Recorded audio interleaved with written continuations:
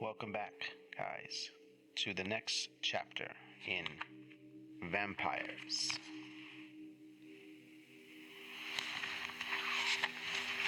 This chapter is called The Vampyre, 1819, by John Polidori. It happened that in the midst of dissipations attendant upon a London winter, there appeared at the various parties of the leaders of the ton of a nobleman, more remarkable for his singularities than his rank. He gazed upon the mirth around him, as if he could not participate therein. Apparently, the light laughter of the fair only attracted his attention, that it might by a look quell it, and throw fear into those breasts where thoughtlessness reigned. Those who felt his sensation of awe could not explain whence it arose.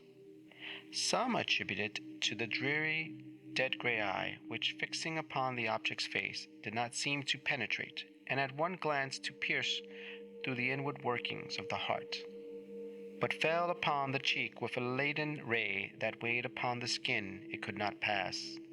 His peculiarities caused him to be invited into every house. All wished to see him, and those who had been accustomed to violent excitement, and now felt the weight of ennui, were pleased at having something in their presence capable of engaging their attention. In spite of the deadly hue of his face, which never gained a warmer tint, either from the blush of modesty or from the strong emotion of passion, though its form and outlines were beautiful, many of the female hunters, after notoriety, attempted to win his attentions and gain at least some marks of what they might term affection. Lady Mercer, who had been the mockery of every monster shown in drawing-rooms since her marriage, threw herself in his way, and did all but put on the dress of a mountebank to attract his notice, though in vain. When she stood before him, though his eyes were apparently fixed upon hers, still it seemed as if they were unperceived. Even her unappalled impudence was baffled, and she left the field. But though the common adulteress could not influence even the guidance of his eyes, it was not that the female sex was indifferent to him.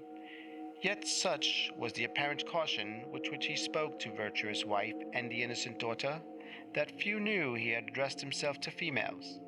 He had, however, the reputation of winning tongue, and whether it was that even overcame the dread of his singular character, or that they were moved by his apparent hatred of vice, he was as often among those females who formed the boast of their sex from their domestic virtues, as among those who sullied it by their vices.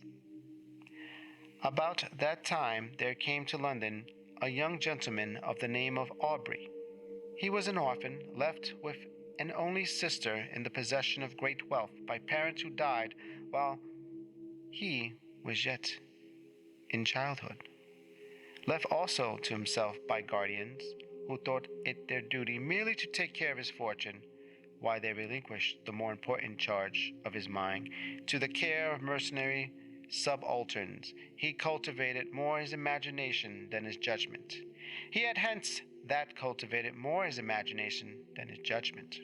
He had hence that high romantic feeling of honor and candor, which daily ruins so many millionaires' apprentices. He believed all to sympathize with virtue, and thought that vice was thrown in by Providence merely for the picturesque effect of the scene, as we see in romances. He thought that the misery of a cottage merely consisted in the vesting of clothes which were as warm, but which were better adapted to the painter's eye by their irregular folds and various color patches. He thought, in fine, that the dreams of poets were the realities of life. He was handsome, frank, and rich. For these reasons, upon his entering in the gay circles, many mothers surrounded him, striving which should describe with least truth their languishing or romping favorites. The daughters, at the same time, by their brightening countenance, when he approached, and by their sparkling eyes, when he opened his lips, soon led him to false notions of his talent and his merit. Attached as he was to the romance of his solitary hours, he was startling at finding that it, incept in the tallow and wax candles that flicker, not from the presence of a ghost, but from want of snuffling. There was no foundation in real life for any of the conjurers of pleasing pictures, and description contained in those volumes from which he had formed his study. Finding, however, some compensation in his gratified vanity, he was about to relinquish his dreams with the extraordinary being we have above described crossed him in his career. He watched him, and the very impossibility of forming an idea of the character of a man entirely absorbed in himself, who gave few other signs of his observation of external objects that the tacit assent to their existence implied by the avoidance of their contact, allowing his imagination to picture everything that flattered his propensity to extravagant ideas. He soon formed this object into the hero of romance, and determined to observe the offspring of his fancy, rather than the person before him.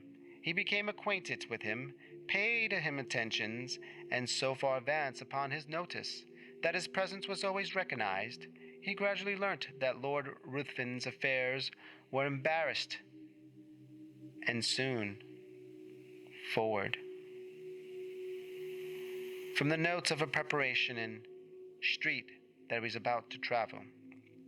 Desirous of gaining some information respecting this singular character, who till now had only whetted his curiosity, he hinted to his guardians that it was time for him to perform the tour, which for many generations he had but thought necessary to enable the young to take some rapid steps in the career of vice towards putting themselves upon equality with the age, and not allowing them to appear as if fallen from the skies, whenever scandalous intrigues are mentioned in the subjects of pleasantries or of a praise, according to the degree of skill shown in carrying them on. They consented, and Aubrey immediately, mentioning his attentions to Lord Ruthven, was surprised to receive from him a proposal to join him. Flattered by such a mark of esteem from him, who apparently had nothing in common with other men, he gladly accepted it, and in a few days they had passed the circling waters. Hitherto, Aubrey had no opportunity of studying Lord Ruthven's character, and now he found that many more of his actions were exposed to his view. The results offered different conclusions from the apparent motives to his conduct. His companion was profuse in his liberality. The idle, the vagabond, and the beggar received from his hand more than enough to relieve their immediate wants. But Aubrey could not avoid remarking that it were not upon the virtuous, reduced to indigence by the misfortunes attendant even upon virtue, that he bestowed his alms. These were sent from the door with hardly suppressed sneers. But when the profligate came to ask something, not to relieve his wants, but to allow him to wallow in his lust, or to sink him still deeper in his iniquity, he was sent away with rich charity. This was, however, attributed by the greater importunity of the vicious, which generally prevails over the retiring bashfulness of the rigorous, virtuous indigent. There was one circumstance about the charity of his lordship which was still more impressed upon his mind. All those upon whom he bestowed inevitably found that there was a curse upon it, for they were all either led to the scaffold or sunk to the lowest and the most abject misery. At Brussels, the other towns through which they passed, Aubrey was surprised at the apparent eagerness which was his compassion, and sought for the centuries of fashionable vice. Though he entered into all the spirits of the faro table, he betted and always gambled with success, except where the known sharper was his antagonist. Then he lost even more than he gained. But it was always with the same unchanging face with which he generally watched the society around. It was, however, so when he encountered the rash youthful novice, or the luckless father of a numerous family, then his very wish seemed fortune law. This apparent abstractness of mind was laid abide, and his eye sparkled with more fire than that of the cat, whilst dallying with the dead mouse. In every town he left the formerly affluent youth, torn from the circle he adorned, cursing in the solitude of a dungeon the fate that had drawn him within the reach of this fiend, while many a father sat frantic amidst the speaking looks of mute, hungry children, without a single farthing of his late immense wealth, wherewith to buy even sufficient to satisfy their present craving. Yet he took no money from the gambling table, but immediately lost, to the ruin of many, the last glider he had just snatched from the convulsive grasp of the innocent. This might but be the result of a certain degree of knowledge, which was not, however, capable of combating the cunning of the more experienced. Aubrey often wished to represent this to his friend, and begged him to resign the charity and pleasure which prove the ruin of all, and did not tend to own his profit.